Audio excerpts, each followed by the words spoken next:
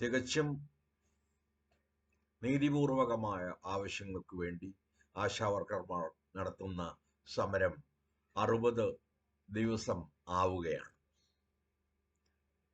നമുക്ക് അറിയാം, മുടിമുറിച്ചും പട്ടിണി കിടന്നും നടത്തുന്ന തീർത്തും അഹിംസാത്മകവും നീതിപൂർവകവുമായ ഒരു സമരമാണ് ഇത് എന്ന്. പൗരന്മാരെ ജനകീയമായ ഒരു കൂട്ടായ്മയിൽ സംഘടിപ്പിക്കുക എന്ന ലക്ഷ്യത്തോടെയാണ് ഈ പൗരസാഗരം സംഘടിപ്പിക്കപ്പെടുന്നത് എന്നാണ് ഞാൻ മനസ്സിലാക്കുന്നത്. ഈ അവസ്ഥയുടെ ഉത്തരവാദിത്വം കേന്ദ്ര ഗവൺമെന്റും കേരള ഗവൺമെന്റും ഒപ്പം വഹിക്കേണ്ടതാണ് എന്ന് കരുതുന്ന അനേകം സാധാരണ മനുഷ്യരിൽ ഒരാളാണ് ഞാൻ. കോർപ്പറേറ്റ് ഫാഷിസ്റ്റ് കേന്ദ്ര ഭരണകൂടത്തിൽ നിന്ന് 2005 മൻമോഹൻ സിംഗ് ആരംഭിച്ച ഈ ആരോഗ്യപരിപാലന പദ്ധതിക്കും അതിലെ പ്രവർത്തകർക്കും വലിയ ആനുകൂല്യങ്ങൾ ഒന്നും ലഭിക്കും എന്ന പ്രതീക്ഷ വെച്ചു പുലർത്തിക്കൂടാ. അതേസമയം അതിനുവേണ്ടിയുള്ള സമ്മർദ്ദം കേന്ദ്ര ഗവൺമെന്റിൽ ചെലുത്താൻ നമുക്ക് കഴിയുകയും വേണം. തികച്ചും കേന്ദ്ര ഗവൺമെന്റിനെ കുറിച്ച് ഹതാശരായ ആശാവർക്കർമാരാണ് ഇന്ന് കേരള ഗവൺമെന്റിനോട് അല്പമെങ്കിലും വർധന തങ്ങൾക്ക് അവർ നൽകി വരുന്ന ഓണറേറിയത്തിൽ ഉണ്ടാക്കി ഈ സമരം അവസാനിപ്പിക്കാൻ സഹായിക്കണം എന്ന് അഭ്യർത്ഥിക്കുന്നത്. കേരള ഗവൺമെന്റിന്റെ നിർഭാഗ്യകരമായ മറുപടികൾ നാം എല്ലാ ദിവസവും കണ്ടുകൊണ്ടിരിക്കുന്നു.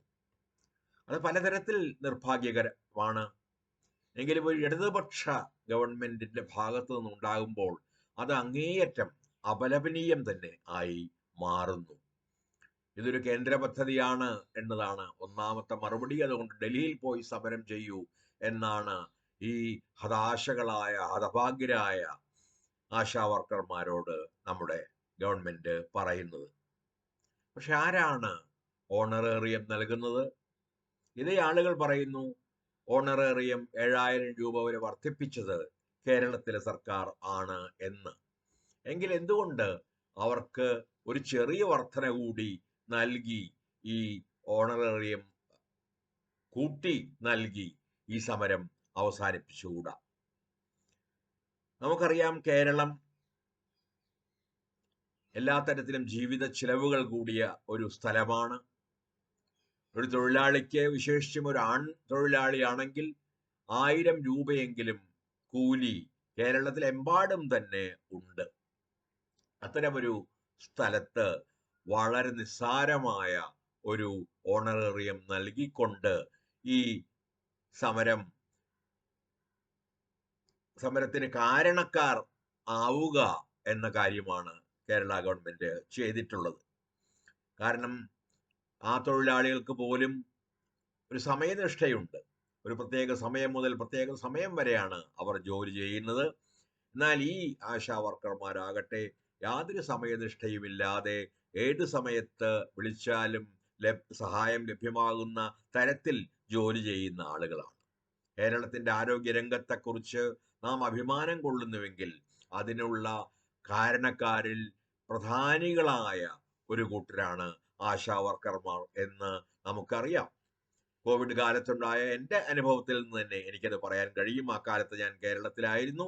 ആ കേരളത്തിൽ എങ്ങനെയാണ് ആശാവർക്കർമാർ നിരന്തരമായി നമ്മെ വിളിക്കുകയും അസുഖമുണ്ടോ എന്ന് അന്വേഷിക്കുകയും ആ കരുതലോടെ അന്ന് അക്കാലത്ത് രോഗികളെ സമീപിക്കുകയും ചെയ്തത് എന്നത് ഞാൻ നേരിട്ട് കാണുകയും കേൾക്കുകയും ചെയ്തതാണ്.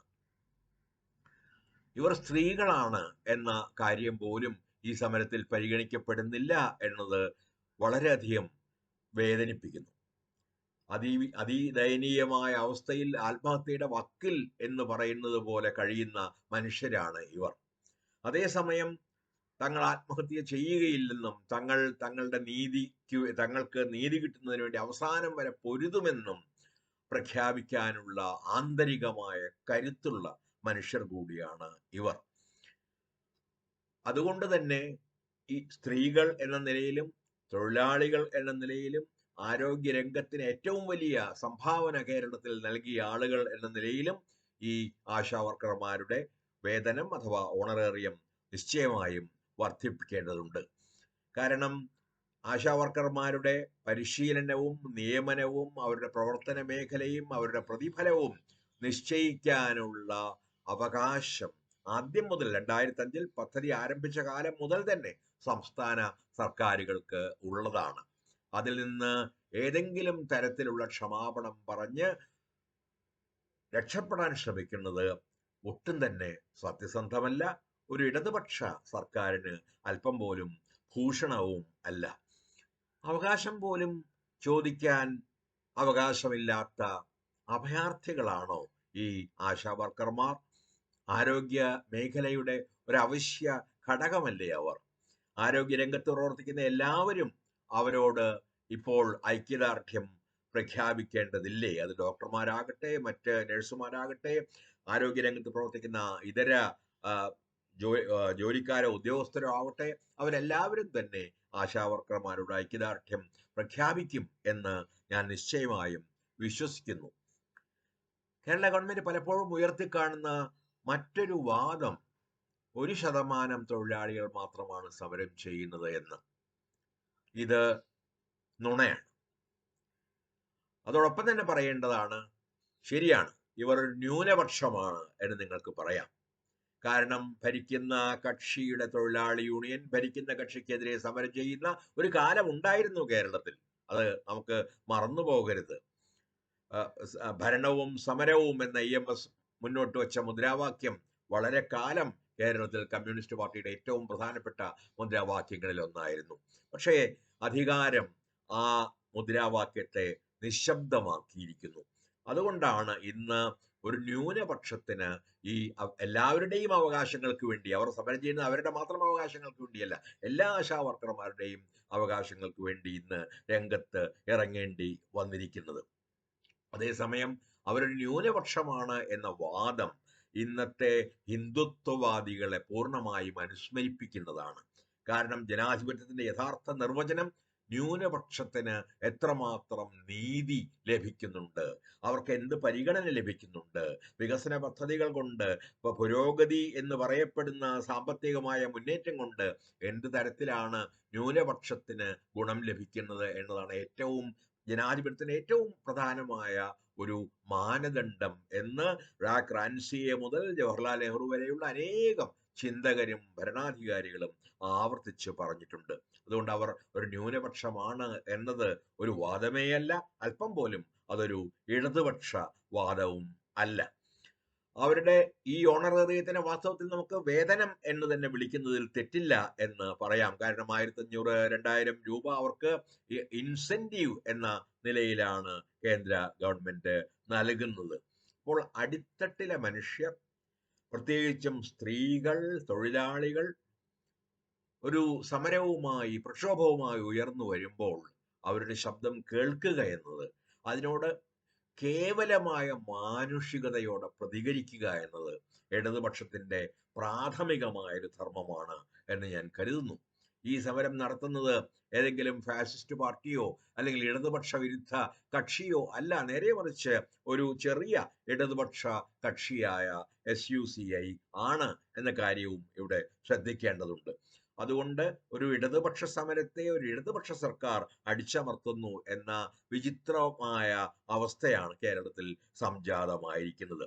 കേന്ദ്രത്തിൽ കേരള ഗവൺമെന്റ് നിശ്ചയമായും സമ്മർദ്ദം ചെലുത്തി കേന്ദ്രത്തിൽ നിന്ന് കിട്ടേണ്ടതെല്ലാം വാങ്ങേണ്ടതാണ്. അത് സ്റ്റേറ്റ് ഗവൺമെന്റുകളുടെ ഒരു ധർമ്മമാണ്. അതേസമയം ഈ പാവപ്പെട്ട സ്ത്രീകളോട് ഡൽഹിയിൽ പോയി സമരം ചെയ്യൂ എന്ന് പറയുക അല്ല വേണ്ടത്. നേരെ മറിച്ച് അവരെ ചർച്ചയ്ക്ക് വിളിക്കുകയും ഇന്നത്തെ സാമ്പത്തിക സ്ഥിതി അവരോട് വിശദീകരിക്കുകയും അത് കഴിഞ്ഞ് അതുകൊണ്ട് നിങ്ങൾക്കൊന്നും തരാൻ പറ്റില്ല, സമരം നിർത്തൂ എന്ന് പറയുകയല്ല വേണ്ടത്. നേരെ മറിച്ച് ഇതെല്ലാം പറഞ്ഞ ശേഷം അവരോട് ഞങ്ങൾക്ക് ഇപ്പോൾ ഇത്ര മാത്രമേ തരാൻ കഴിയൂ എന്ന് പറഞ്ഞ് ഒരു ചെറിയ വേതന വർധനവെങ്കിലും നൽകുകയാണ്. അതിലൂടെ ഈ പ്രശ്നം പരിഹരിച്ചില്ലെങ്കിൽ ഇത് ആത്മഹത്യാപരമായ ഒരു നീക്കമാകും എന്ന് ഞാൻ എന്നോടും എൻ്റെ കൂടി എന്ന് ഞാൻ കരുതുന്ന ഗവൺമെന്റിനോടും പറയാൻ ആഗ്രഹിക്കുന്നു. കാരണം ആത്യന്തികമായി ഇവരുടെ കൂടെ അനേകം പേരുണ്ട്. നിശബ്ദരായ, ഒരുപക്ഷെ ഇവിടെ വന്നു ചേർന്നിട്ടില്ലാത്ത അനേകം ആളുകളുണ്ട്. മാർക്സിസ്റ്റ് പാർട്ടിയിലെ അംഗങ്ങൾ ഉൾപ്പെടെയുള്ള അനേകം ആളുകളോട് സംസാരിച്ചപ്പോൾ എനിക്ക് ബോധ്യമായ ഒരു കാര്യം, ഈ ആശാവർക്കർമാരുടെ ആവശ്യം ന്യായമാണ് എന്ന് ബോധ്യമുള്ളവരാണ് കേരളത്തിലെ ഭൂരിപക്ഷം ജനത എന്നാണ്. അതുകൊണ്ട് അവരോട് കോർപ്പറേറ്റ് സിഇഒമാരുടെ ഭാഷ ഉപയോഗിക്കാതിരിക്കുക, വലതുപക്ഷ ഫാസിസ്റ്റുകളുടെ ഭാഷ ഉപയോഗിക്കാതിരിക്കുക, ഇതിനെ നീതിയുടെ പ്രശ്നമായി കാണുക. ആരുയർത്തിയാലും ഒരു നീതിയുടെ പ്രശ്നത്തിനോട് പ്രതികരിക്കുക എന്നത് ഒരു ജനാധിപത്യ ഗവൺമെന്റിന്റെ, ഇടതുപക്ഷം അല്ലെങ്കിൽ പോലും ജനാധിപത്യ ഗവൺമെന്റിന്റെ കടമയാണ്. അല്ലാതെ വിഭാഗീയതയോടെയല്ല സമരങ്ങളെ കാണേണ്ടത്. ഞങ്ങളുടെ സമരം അവരുടെ സമരം എന്ന രീതിയിലല്ല സമരങ്ങളെ, പ്രക്ഷോഭങ്ങളെ, നീതിക്കായുള്ള മുന്നേറ്റങ്ങളെ കാണേണ്ടത്. നമുക്കറിയാം, അരുന്ധതി റോയ് മുതൽ മേധാ പട്കർ വരെയുള്ള എത്രയോ പേർ, കേരളത്തിലെ അനേക സാംസ്കാരിക നേതാക്കളും പ്രവർത്തകരും എല്ലാം തന്നെ ഈ ആവശ്യത്തിന്റെ കൂടെ നിൽക്കുന്നുണ്ട്. അവരെല്ലാവരും അവരുടേതായ പ്രസ്താവനകൾ പല സ്ഥലങ്ങളിലായി, പല രീതികളിലായി നടത്തി കഴിഞ്ഞിട്ടും ഉണ്ട്. അതുകൊണ്ട് അധികാര രാഷ്ട്രീയം കൊണ്ട് മുരടിച്ചു പോയ കേരളീയ സമൂഹത്തിലെ തൊഴിലാളി രാഷ്ട്രീയത്തെ തിരിച്ചു കൊണ്ടുവരിക എന്നൊരു വലിയ ധർമ്മത്തിന്റെ ആദ്യ പടവ് കൂടിയാണ് ഈ സമരം എന്ന് മനസ്സിലാക്കി അവരോട് നീതിപൂർവം, അനുഭാവപൂർവം പെരുമാറണം എന്ന് എൻ്റെ ഗവൺമെന്റിനോട് ഞാൻ സ്നേഹപൂർവം അഭ്യർത്ഥിക്കുന്നു.